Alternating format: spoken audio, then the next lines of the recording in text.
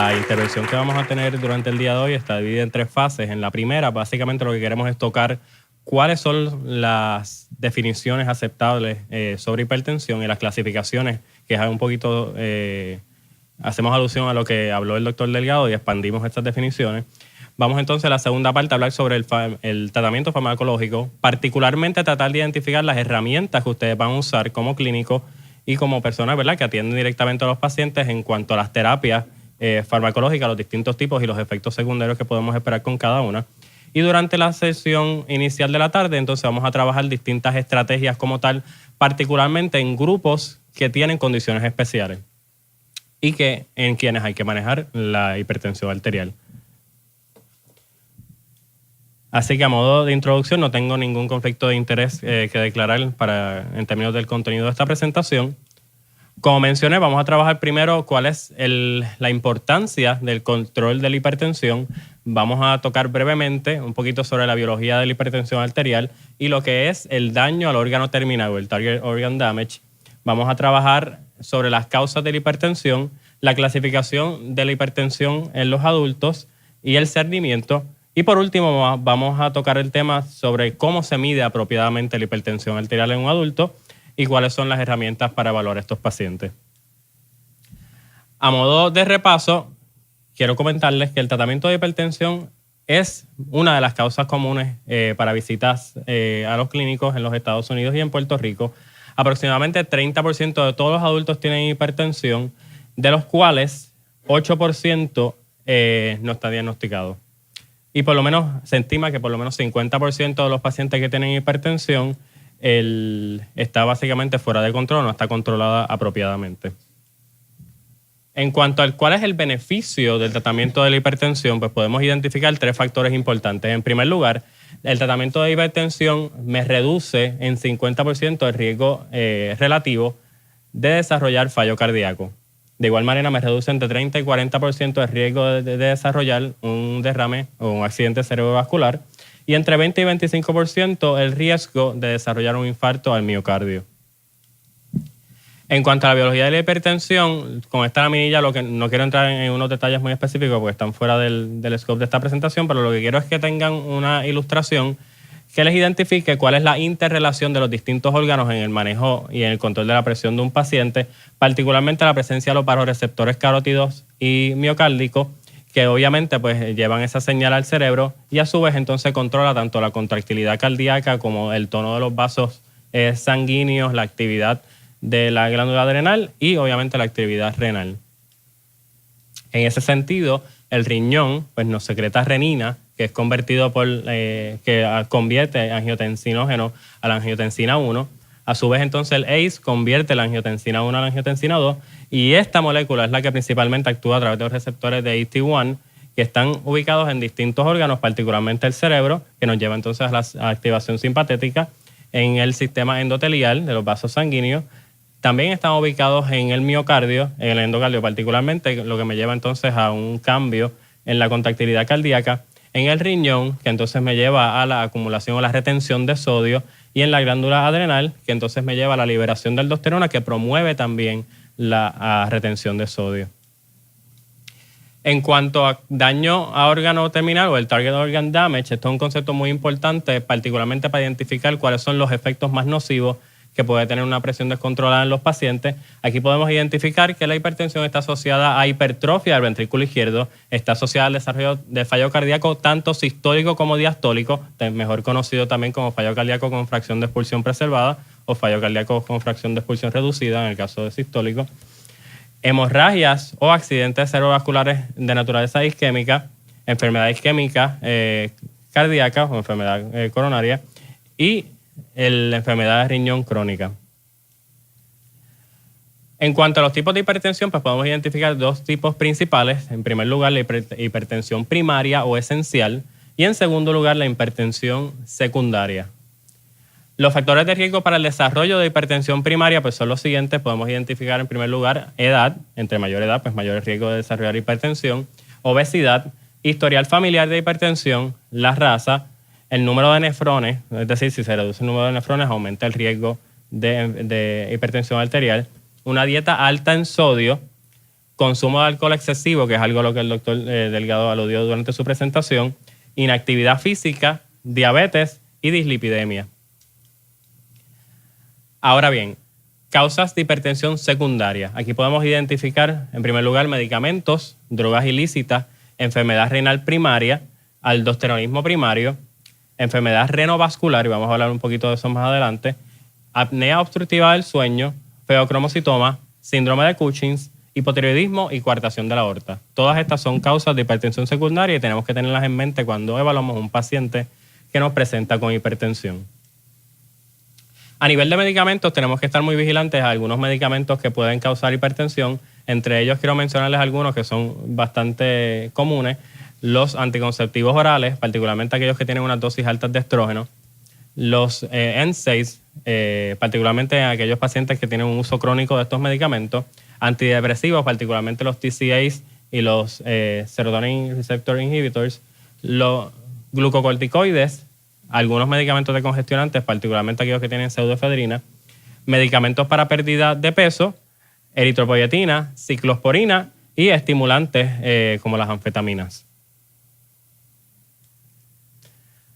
En cuanto a cuál es la definición y la clasificación de hipertensión, con esto me baso en la definición esbozada en el documento del GNC-7, en la cual nos dice que un paciente que está normotenso es aquel que tiene una presión sistólica de menos de 120 y una presión diastólica menos de 80. Es importante tener en mente en esta clasificación que cualquier valor que caiga en la clasificación más alta es donde vamos a clasificar al paciente. Por ejemplo, un paciente que tenga la presión sistólica en 140, pero la diastólica en 100, ya estaría clasificado como un paciente de hipertensión tipo 2 porque vamos a usar la sistólica o la diastólica que caiga en la categoría más alta. Pacientes que están prehipertensos son aquellos que tienen la presión sistólica entre 120 y 139 y la diastólica entre 80 y 89. Aquellos que tienen hipertensión estadio 1 son los que tienen la presión sistólica entre 140 y 159 y la presión diastólica entre 90 y 99. Y los pacientes que tienen hipertensión de estadio 2 son aquellos que tienen la presión sistólica en más de 160 y la diastólica en más de 100. En cuanto al cernimiento de la hipertensión arterial, es importante que entonces en este caso nos basemos en las guías esbozadas por el United States Preventive Services Task Force, que nos dice que todo paciente que tenga más de 18 años tiene que tener un cernimiento sobre hipertensión arterial mandatoriamente en algún momento de su vida.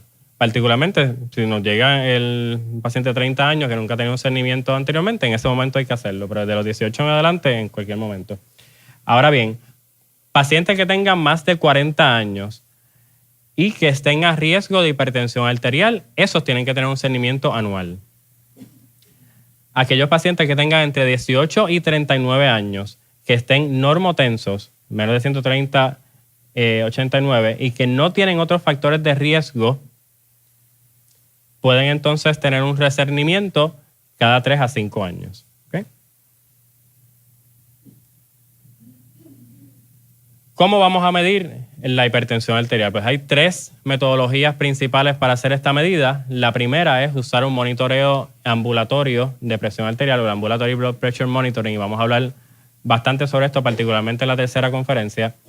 El monitoreo de presión en la casa, o uno de los más comunes usados, ¿verdad? Con máquinas que se pueden adquirir de manera independiente por el paciente y que entonces se toma la presión en su casa y la anota en un libro, ¿verdad? Donde documenta las presiones y entonces tienen esa interacción con el clínico. Y las medidas de presión arterial en la oficina del clínico o en la clínica. Ahora bien, en cualquiera de los 3 métodos tenemos que asegurarnos de que la presión se toma apropiadamente. Y en ese sentido, entonces, tenemos que tomar en cuenta unos factores que me van a definir lo que es una medida apropiada de la presión arterial. En primer lugar, el tiempo en el cual se hace esa medida, el tipo del dispositivo que se usa para hacer la medida, el tamaño del cuff, la posición del paciente, dónde vamos a ubicar el cuff en el brazo de ese paciente, la técnica para tomar la medida y el número de medidas que deben ser tomadas. En cuanto al tiempo de la medida, es importante que recordemos que la presión de un paciente puede cambiar de una hora a otra y está regulada por el nivel emocional del paciente y por la actividad física. Así que en ese sentido se recomienda que se tome la presión de un paciente que está calmado y que se tome antes de que el paciente consuma los medicamentos usuales antihipertensivos, de forma tal de que podamos ver cuál es la medida real del paciente cuando ya los efectos de los medicamentos están por reducirse. El monitoreo de la presión básicamente debe hacerse en el mismo tiempo, en el mismo momento del día y nuevamente antes de que los medicamentos se tomen. Y es importante que tengamos en mente unas variables que me pueden afectar esta medida. Particularmente el paciente si consumió comida recientemente, si estuvo envuelto en ejercicio, particularmente durante la primera media hora antes de tomar la medida, si fumó o si consumió cafeína. Todos estos factores me pueden afectar la presión y tenemos que tratar de evitarlos al momento de tomar una medida que sea certera. En cuanto al tipo del dispositivo que se usa, tanto los esfingomanómetros de mercurio como los aneroides se pueden usar. Ambos están, se basan en el método auscultatorio. Los dispositivos automatizados oscilométricos son los más comunes, ¿verdad? Que venden en distintas tiendas comerciales y que los pacientes pueden comprar de manera independiente y son muy útiles para el monitoreo de la presión en el hogar y también son usados, como muchos saben, en muchos hospitales y clínicas. Ahora bien, es importante que tengamos en mente que la presión arterial, cuando se toma con el método automatizado oscilométrico, tiende a ser un poquito más baja que la presión arterial cuando se toma por el método clásico auscultatorio. Y esto lo tenemos que tener en mente, particularmente entonces minimizar los otros factores que me pueden introducir variabilidad para entonces tomar la medida más certera. En cuanto al tamaño del cuff, si usamos un cuff que es muy pequeño, usualmente entonces esto me va a causar un artefacto en donde voy a ver una presión que va a estar más alta o que va a estar aumentada en comparación con la presión real del paciente, o es decir, vamos a introducir un elemento de sobreestimación que puede fluctuar entre 10 y 50 milímetros de mercurio, particularmente en pacientes obesos. ¿Cuál es la longitud apropiada del cuff? Pues esta debe ser por lo menos 80% del brazo del paciente y la circunferencia, algunos abogan entre 40 y 46% del brazo. La Asociación Americana del Corazón recomienda las siguientes medidas del cuff según la circunferencia del brazo del paciente. Para brazos que tengan una circunferencia entre 22 y 26 centímetros, vamos a usar el cuff de adulto pequeño, que debe medir de 12 por 24 centímetros. Cuando la circunferencia del brazo es entre 27 y 34 centímetros, vamos a usar el cuff de adulto, que debe medir entre 16 y 30 centímetros. Cuando la circunferencia del brazo es entre 35 y 44 centímetros, vamos a usar el cuff de adulto grande, que debe medir entre 16 y 36 centímetros. Y cuando la circunferencia del brazo es entre 45 y 52 centímetros, entonces vamos a usar el cuff de mayor tamaño, que mide entre 16 por 42 centímetros.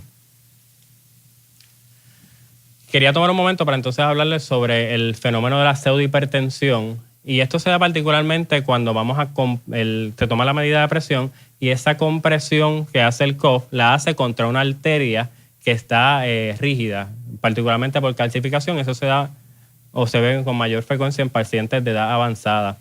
Pero es importante que tengamos esto en consideración porque vamos a tomar una medida que está mucho más alta de la presión real del paciente y puede darse el evento donde clasifiquemos un paciente como que tiene hipertensión y realmente cuando se usan otras medidas más invasivas, particularmente de medida de presión, el paciente realmente está normotenso.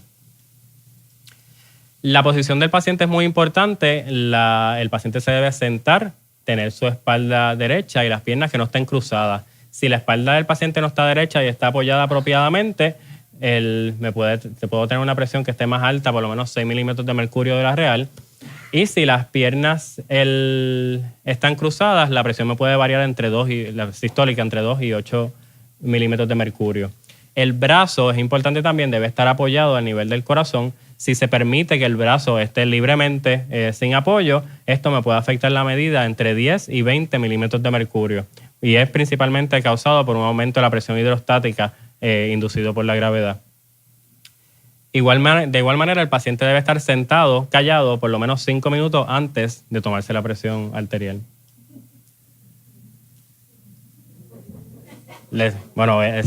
Sí, cierto, es verdad. Otro fenómeno muy interesante que quería compartir con ustedes es el fenómeno de la hipertensión de bata blanca o el white coat hypertension. La mayoría de los pacientes sienten cierto grado de ansiedad cuando van a ver a su médico, ¿verdad? O a tener interacción con el personal clínico. Y en ese sentido podemos ver pacientes que tienen la presión mucho más elevada de su baseline cuando están en el escenario clínico. Aproximadamente de 20 a 30% de los pacientes tienen una presión elevada cuando están en el escenario clínico en comparación con su presión usual en su casa, que puede estar incluso en el nivel de normotensión. Es importante tener una sospecha clínica alta para este síndrome porque hay distintas formas de manejarlo y se debe diagnosticar, ¿verdad?, para evitar sobreterapia. Y es importante, ¿verdad?, que entonces en ese sentido tengamos ¿verdad?, esa noción de ver el estatus del paciente, cuál es su nivel emocional al momento de la interacción. Y si queremos hacer entonces el diagnóstico certero, pues podemos ordenar medición ambulatoria de la presión, ya sea con un sistema automatizado o que el paciente lo mida de manera independiente y entonces se repasen esos charts de presión para entonces saber si el paciente realmente está experimentando hipertensión de bata blanca. Donde vamos a ubicar el cuff debe ser básicamente en la mitad del brazo. El bladder del cuff debe estar sobre la arteria braquial. Debemos identificar esta arteria mediante palpación y no debe ponerse el cuff sin ninguna cubierta por encima del brazo. Es decir, no debe haber artículo de ropa encima del brazo al momento de poner el cuff. La parte inferior del cuff debe estar entre 2 y 3 centímetros por encima de la fosa antecubital. A nivel del método auscultatorio, pues básicamente el cuff vamos a inflarlo aproximadamente 30 milímetros de mercurio por encima de la presión sistólica, la cual vamos a estimar mediante la palpación de la arteria braquial. Este estimado inicial de la presión sistólica, básicamente lo que me va a dar es una medida inicial que me va a permitir entonces poder detectar si hay algún artefacto en el método auscultatorio en términos de los sonidos, en donde pueda haber distintos fenómenos, particularmente en vasos que están bastante rígidos, donde el sonido realmente desaparezca en algún punto cuando se está vaciando el cuff y puedas entonces sobreestimar o subestimar la presión arterial. El estetoscopio debe ponerse suavemente encima de la arteria braquial porque si apretamos mucho el estetoscopio también vamos a aumentar el flujo turbulento, que es lo que realmente genera los sonidos y me va a cambiar realmente la medida de presión, particularmente de la presión diastólica. Vamos a vaciar el cuff a un rate de entre 2 y 3 milímetros de mercurio por cada latido y entonces vamos a identificar la presión sistólica como el momento donde aparecen los sonidos y la presión diastólica como el momento en donde disminuye los sonidos. El método oscilométrico, particularmente el más usado en las máquinas automáticas, es básicamente, esto funciona con un sensor donde, ¿verdad?, el sensor detecta la actividad de la pulsación de la arteria braquial y eso entonces a través de unos algoritmos le indica a la máquina cuándo inflar o desinflar el cuff para entonces hacer el estimado de presión. Es importante particularmente con los métodos automatizados que le cojan la presión varias veces al paciente porque puede fluctuar según la máquina, la posición del paciente y demás. Y estas medidas repetidas de presión deben tener un intervalo entre 2 y 3 minutos para asegurarse que haya un intercambio apropiado de sangre, o sea, no medirlos continuamente. Ahora bien, ¿cómo vamos a evaluar a ese paciente que nos llega a nuestra clínica que tiene una sospecha de hipertensión arterial? En ese sentido, nuestra primera herramienta va a ser el historial del paciente y vamos a estar buscando aquellos factores que nos puedan precipitar o agravar la presión arterial, particularmente los medicamentos. En ese sentido, vamos a buscar si ha tenido un diagnóstico previo de hipertensión, cualquier intento previo de usar terapia antihipertensiva, particularmente terapia farmacológica, el grado de hipertensión arterial y la presencia de daño a los órganos terminales y la presencia de otros factores de riesgo que me puedan causar hipertensión. La meta principal del examen físico en este escenario es básicamente identificar signos del end organ damage que me puede establecer entonces el riesgo del paciente, particularmente el riesgo cardiovascular, que es una de las cosas principales que estaríamos trabajando en estos pacientes, y la presencia o ausencia de signos que me sugieran que el paciente tenga hipertensión secundaria. En todos los pacientes que llegan con hipertensión, tenemos que hacerle el siguiente workup diagnóstico. Vamos a evaluar los electrolitos y la creatinina en suero, vamos a evaluar la glucosa en ayuna, vamos a ordenarle un urinálisis, un perfil de lípidos y un electrocardiograma. A nivel de hipertensión secundaria, es importante, y es uno de los mensajes más importantes que por lo menos quiero transmitirles con esta presentación, que tengamos suspicacia clínica de unas pistas que nos van a dar los pacientes, particularmente en el historial y en el examen físico, que nos pueden sugerir un diagnóstico de hipertensión secundaria.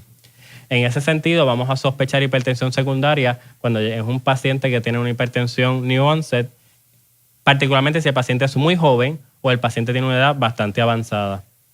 Vamos a sospecharlo en cualquier paciente que presente con hipertensión estadio 2.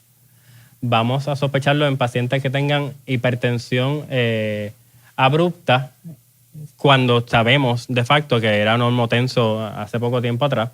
Vamos a sospecharlo en pacientes que tengan hipertensión resistente, y vamos a hablar un poquito particularmente en la segunda conferencia de cómo definimos hipertensión resistente y cuáles son los mecanismos que vamos a usar para tratarlo.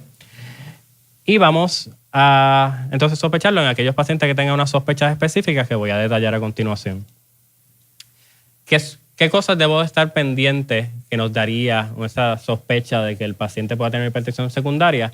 Pues si el paciente nos presenta con una elevación súbita de la creatinina en suero, por lo menos de 30%, luego que le administramos un ACE o un ARB, y más adelante vamos a hablar de cuáles son esos medicamentos, debo sospechar la presencia de enfermedad renovascular. Particularmente, este tipo de pacientes van a tener asimetría cuando se le hacen pruebas del riñón, un sonograma renal, por ejemplo, una angiografía renal. Vamos a ver asimetrías en el tamaño de los riñones, y esto es otra sospecha clínica muy importante de la presencia de enfermedad renovascular, usualmente de naturaleza aterosclerótica. En pacientes que tengan hipertensión moderada o severa, que tengan episodios recurrentes de edema pulmonar, también tenemos que sospechar la presencia de enfermedad renovascular. El desarrollo de hipertensión estadio 2 luego de los 55 años, y en el examen físico la presencia de un bruit abdominal, ya sea sistólico o diastólico. Enfermedad renal primaria como una causa de hipertensión secundaria, debo sospecharla en pacientes que tengan una creatinina elevada o pacientes que tengan un urinálisis anormal. La presencia de un feocromocitoma lo debo sospechar en pacientes que tengan elevaciones paroxismales de la presión arterial, particularmente en el escenario donde tengan concurrentemente la tríada clásica de dolor de cabeza, palpitaciones y sudoración. Aldosteronismo primario lo debo sospechar en pacientes que tengan una hipocalemia que no puedo explicar, con un síndrome de wasting de potasio urinario. Vamos a sospechar que tenga síndrome de Cushing, particularmente si tiene el examen físico, ¿verdad?, que va con este tipo de pacientes, que va a tener el FACES clásico de cushinoide, obesidad, debilitamiento proximal de los músculos y equimosis, y puede tener un historial de uso de glucocorticoides. Apnea del sueño lo vamos a sospechar en pacientes que tengan somnolencia durante el día, fatiga y confusión durante las mañanas. Y coartación de la aorta lo vamos a sospechar en pacientes que tengan hipertensión, particularmente en los brazos, con pulso o presión arterial disminuido en las piernas. Hipotiroidismo lo vamos a sospechar naturalmente en pacientes que tengan síntomas que vayan con esta condición y que tengan una elevación del TSH. Y el hiperparatiroidismo primario lo vamos a sospechar en pacientes que tengan elevación del calcio. Los medicamentos, ya los repasamos anteriormente, cuáles son los que, si el paciente los usa, tengo que tener una sospecha de hipertensión secundaria o de que el medicamento la esté causando. Esto es sobre seguimiento, que lo habíamos hablado, la medida está repetida. Y ahora vamos a tener unos casos clínicos cortos para ver si podemos aplicar lo que acabamos de repasar. Tenemos un paciente de 75 años que es evaluado durante una visita de seguimiento por hipertensión que está en aumento. La paciente es fumadora, pero dejó de fumar hace 5 años y luego de que tuvo un TIA o un ataque isquémico transitorio. Ella refiere que se toma sus medicamentos, que consiste de un beta blocker, un calcium channel blocker y un diurético. Hace 6 meses su presión arterial estaba en 148/82 y se la tomó nuevamente y hace 3 meses estaba en 150 y pico 90. El examen físico, la temperatura está normal, la presión está en 174, la sistólica, sobre 96, y tiene una frecuencia de latidos cardíacos en 60 latidos por minuto. Su BMI es de 20. El examen cardiopulmonar lo que revela es bruits carotidios bilaterales y bruits abdominales, particularmente en midline y bilaterales. Se escucha un galope o un S4 y tiene edema periferal en las piernas. Y los estudios de laboratorio lo que me revelan es una creatinina 1.7 con un GFR estimado de 29 y la orina está negativa para proteína. ¿Cuál de los siguientes debe ser la mejor alternativa de tratamiento de este paciente?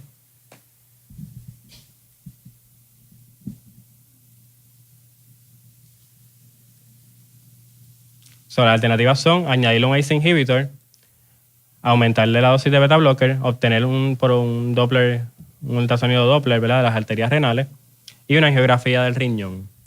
La respuesta en este caso es la C, obtener un Doppler de los riñones, número 1, porque es una prueba no invasiva que la debo ordenar en cualquier paciente que esté hipertenso con una hipertensión que está empeorando y que tiene hallazgos en el examen físico que me pueden sugerir enfermedad renovascular. No voy a ordenar una angiografía de riñón como la primera prueba de elección porque es una prueba más invasiva, envuelve el uso de contraste, particularmente en un paciente que tiene una creatinina de 1.7, así que debo hacer esa primera prueba de ultrasonido de cernimiento. El segundo caso, tenemos una dama de 63 años que es evaluada durante una visita de seguimiento, luego de un historial de 3 años de diabetes mellitus tipo 2 y de hipertensión. La diabetes ha estado muy bien controlada, usando metformin 2 veces al día. Ella toma lisinopril, 20 miligramos una vez al día para su alta presión. Y las presiones usualmente en su casa fluctúan entre 125 y 75 milímetros de mercurio. En el examen físico, los signos vitales, la temperatura está en 37.3, la presión está en 154.78 y el pulso está en 82. El BMI es 32 y el resto del examen está normal. Los estudios de laboratorio, incluyendo los electrolitos, el CBC, el lipid profile y el ratio de albúmina y creatinina en orina están normales y la función renal está normal. Y su hemoglobina glicosilada está en 7.1. ¿Cuál de las siguientes debe ser la mejor alternativa de tratamiento en este paciente? La primera alternativa es añadirle hidroclorotiazida. La segunda, ordenarle una prueba de monitoreo ambulatorio de la presión ambulatorio. La tercera es aumentarle el lisinopril y la cuarta, repetirle la presión. Muy bien. Así que la alternativa correcta es la de una paciente que ya la tengo en tratamiento antihipertensivo, que a todas luces estaba muy bien controlada, incluso dentro de la clínica, cuando se le medía la presión en visitas previas estaba bien controlada.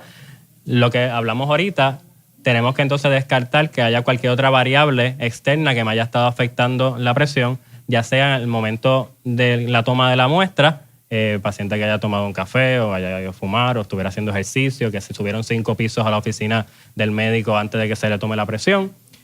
Y la medida más importante de tomar en este caso es repetir precisamente esa medida de forma tal de que no hagamos una intervención clínica que quizás no es necesaria. ¿Una pregunta con esta parte?